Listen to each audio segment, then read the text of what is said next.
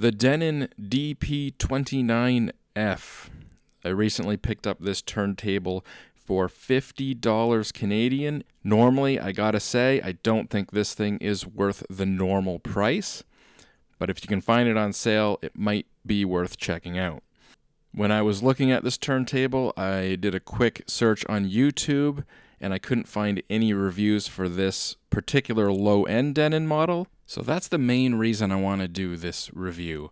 I am not an expert in turntables. I'm not going to be measuring the tracking force or the accuracy of the rotation, wow and flutter, or anything like that.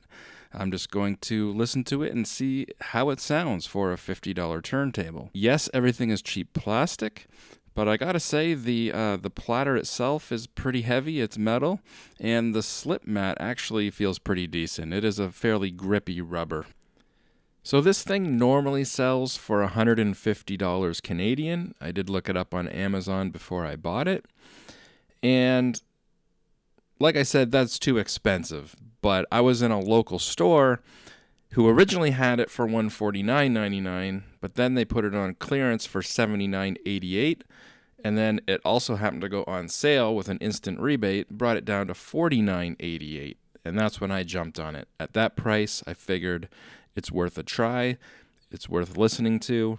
If it's decent, maybe it would make a good gift for someone that's just getting into listening to vinyl records. But normally at $150, I wouldn't even recommend this. You can get the Audio-Technica LP60X for the same price. In fact, the store I bought this at had both, and originally they were side by side at the same price. I would even argue that for around $150, or maybe a little bit more, there's even better options out there. Underneath the platter, there is a small switch which will turn the phono preamp on. If you have your own phono preamp or your amplifier receiver has a phono level input, then you can turn this off. If you're using this on a modern receiver or some sort of powered speakers that doesn't have a phono level input, then you can turn the phono preamp on.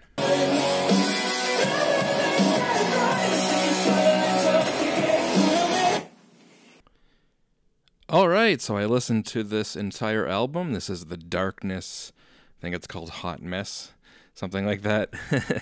I listened to this entire album on my Technics 202 direct drive turntable from the late 80s. It has had the cartridge changed recently. I think it's an Ortophon. I needed a needle. The needles for the original cartridge were too hard to find. I ended up getting a entire cartridge and needle given to me, and so I swapped that on. Keep in mind with the Technics, I am running through a Behringer preamp. It's basically necessary. The Technics doesn't have a built-in phono preamp. It's going to a receiver that doesn't have a phono level input. I have to run it through the preamp first. On the Denon, I don't have to run it through the preamp. And that said, it sounds great. It sounds fine. It sounds basically the same as the Technics. Maybe there's a little bit less treble, like the hi-hats are slightly quieter, but they both have basically the same amount of bass. They both sound clear to me. Honestly, in a blind test, I probably wouldn't be able to tell you which one is which. So again, I'm no expert, I'm no audiophile, I'm not running through the highest end of preamps and receiver or amplifiers. I'm just running on these infinity reference speakers, but to me it sounds great.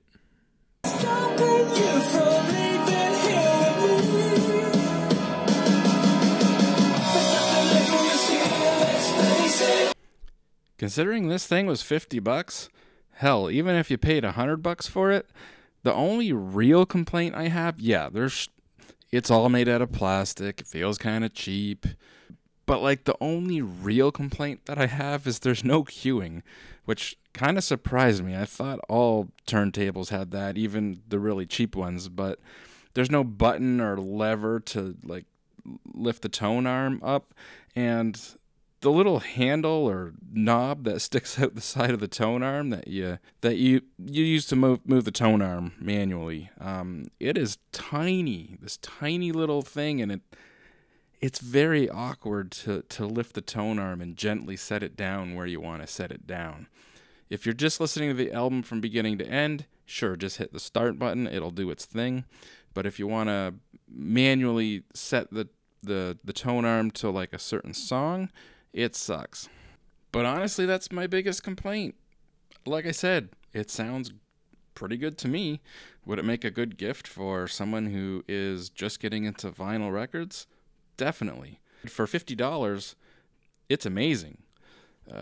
If you can find it for around $100, I would say it's probably still worth it. But like I said at the beginning, around $150, I think there's definitely better options. So only get this one if it's on sale or clearance.